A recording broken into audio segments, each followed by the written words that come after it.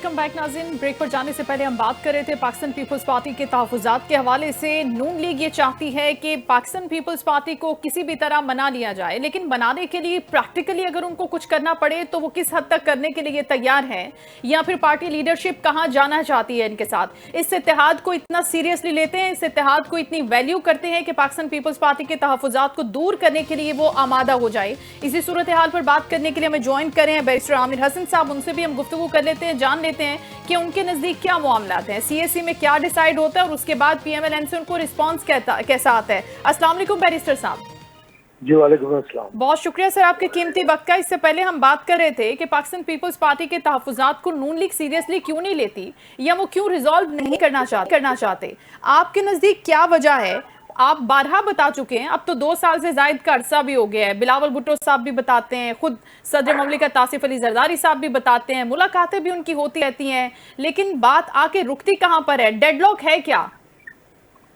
देखिए, डेडलॉक जो है वो रवैयों के अंदर है। अगर तो पीएमएलएन समझती है कि ये एक पॉलिटिकल गवर्नमेंट है और पॉलिटिकल सेटअप है और पार्लियामेंट के जरिए ये सेटअप बना है, तो पार्लियामेंट की अगर आप कंपोजिशन देखें तो समझ आ जाएगी कि अददी अक्सरियत क्या है और पीएमएलएन को इलेक्शंस के बाद किस तरह हुकूमत मिली है। पीएमएलएन के पास कितनी सीट्स थी और पीपल्स पार्टी की 75 सीट्स अगर ना हो तो पीएमएलएन कहाँ होगी।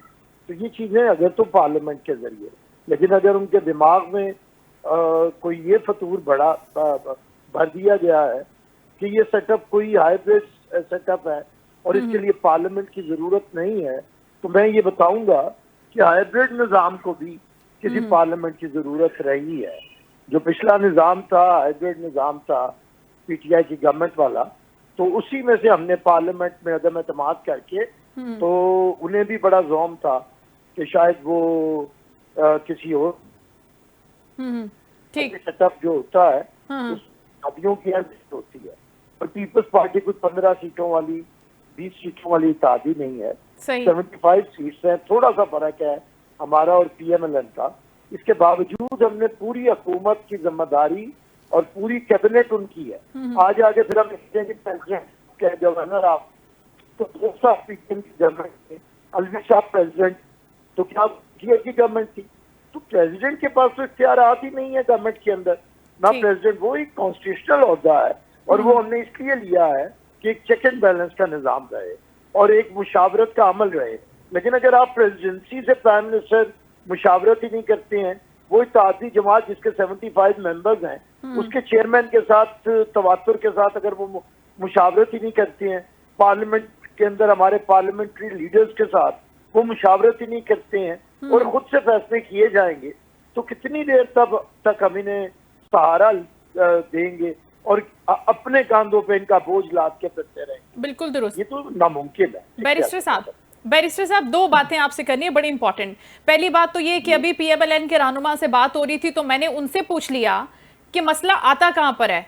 अब वो साहब बड़ी सादगी के साथ कह रहे हैं कि सिर्फ ट्रांसफर पोस्टिंग का मसला है मैडम, इससे ज्यादा कोई मसला है नहीं। और आप कह रहे हैं कि बहुत अपर लेवल के मसाइल हैं, मुशावरती अमल में हिस्सा ही नहीं बनाया जाता हमें, चाहे हमारे पास एक प्रेसिडेंट की सीट है या कोई भी दूसरी सीट है with in the parliament.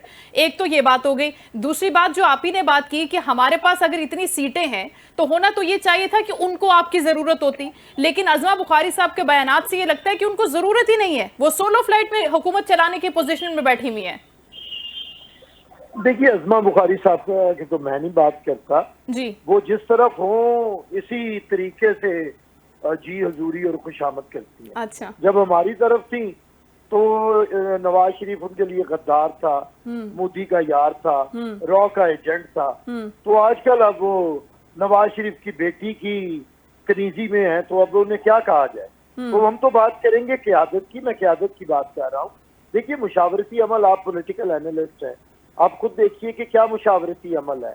Prime minister आपको प्रेसिडेंसी में ज्यादा नजर आते हैं या दूसरी जगहों पे मुशावरत करते हुए नजर आते हैं। बाग के अब ये कोई खबर तो नहीं है कि मियां नवाज शरीफ के साथ मियां शहबाज शरीफ की मुलाकात, और इस मौके पे मरियम नवाज भी मौजूद थे। तो ये आप घर की मुशावरत को अगर गवर्नमेंट की मुशावरत और इस सतह पे करेंगे तो इसमें पीपल्स पार्टी तो आपकी हिस्सेदार नहीं ना हो सकती कि मियाँ शहबाज शरीफ के मियाँ नवाज शरीफ से मुलाकात, इस अच्छा। मौके पर मरियम नवाज भी मौजूद थी। मुशावरती सेटअप पीपल्स पार्टी को कबूल नहीं है।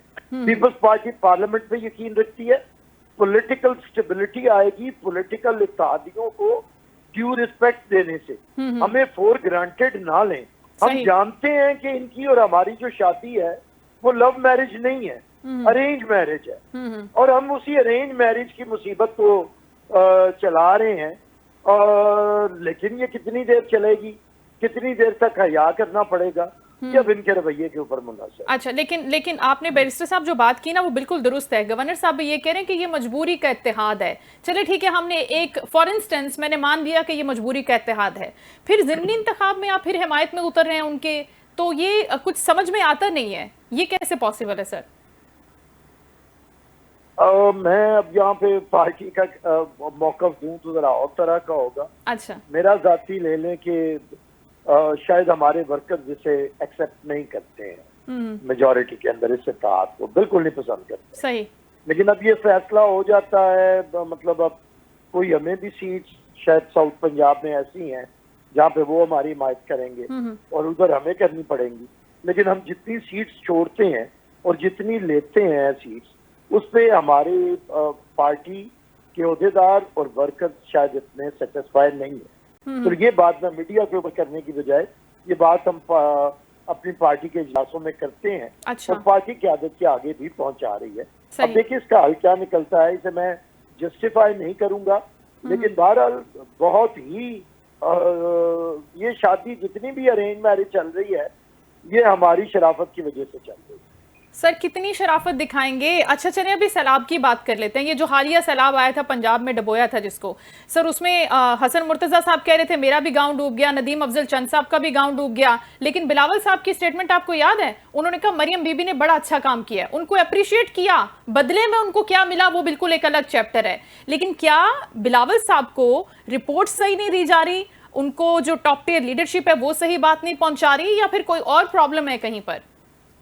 देखिए ये जो फ्लड्स है या कोई अगर अर्थक्वेक आता है तो ये तो एक आफत है, कुदरती आफत। इस पे तो मैं नहीं कह सकता कि अगर किसी का गांव डूबा है तो उसमें सीएम साहबा का कसूर है। लेकिन हाँ, ये गांव डूबा ही रहे और उस तरफ तवज्जो ना हो तो फिर जरूर गवर्नमेंट का कसूर है, सीएम साहबा की गफलत है। तो उसकी तरफ तो चेयरमैन साहब ने देखी, जब मुश्किल वक्त हो तो हम पॉलिटिक्स नहीं करते, क्रिटिसाइज नहीं करते। चेयरमैन साहब ने मुश्किल वक्त के अंदर आके इनकी तारीफ इसलिए की, एक अप्रिशिएट किया कि आप और तुमदही के साथ और मेहनत के साथ इस मुसीबत से बाहर निकले।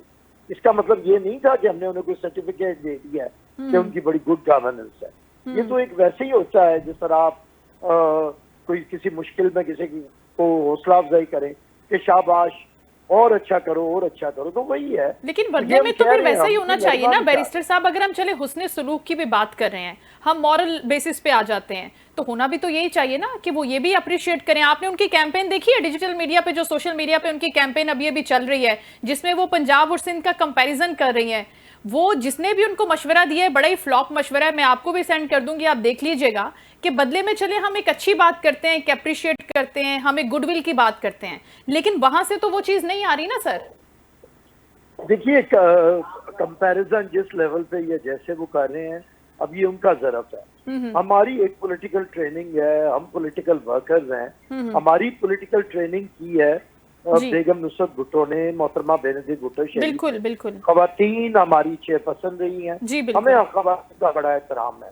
अब इन्होंने जो पहले किया, मियां नवाज शरीफ ने जो जुबान इस्तेमाल की बेगम नुसरत भुट्टो के बारे में, बीबी शहीद के बारे में, वो आप लोग जानते हैं। अच्छा, हमारी जुबानें तो इतनी गंदी हो नहीं सकती, लेकिन तारीख फैसला करती है, मुकाफाते अमल होता है कि ये लोग लंदन में सुबह उठते हैं ना, तो जैसे लोगों को 21 तोपों की सलामी दी जाती है, इन्हें 84 गालियों से सलामी दी जाती है वहाँ जो इनका हाल है। आपको पता है कि इनका घर से बाहर निकलना। तो फिर पाकिस्तान पीपल्स पार्टी ये कह रही है, सर बैरिस्टर साहब शॉर्ट करते हैं, पाकिस्तान पीपल्स पार्टी ये कह रही है कि फिर मकाफाते अमल का इंतजार कर लेते हैं, हम वेट कर लेते हैं, वेट एंड वॉच का नहीं।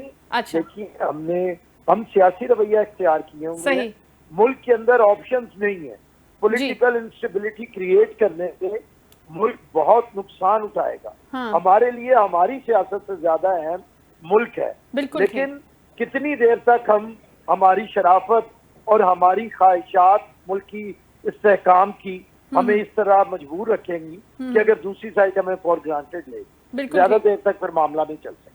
राइट सर, बहुत शुक्रिया बैरिस्टर साहब आपके कीमती वक्त का। बैरिस्टर आमिर हसन साहब गुफ्तगू कर रहे थे पाकिस्तान पीपल्स पार्टी और पाकिस्तान मुस्लिम लीग नून के तहफ़्फ़ुज़ात के हवाले से। उनकी गुफ्तगू आपने सुनी। यहाँ पर ब्रेक का वक्त हुआ है, ब्रेक के बाद हाजिर होते हैं।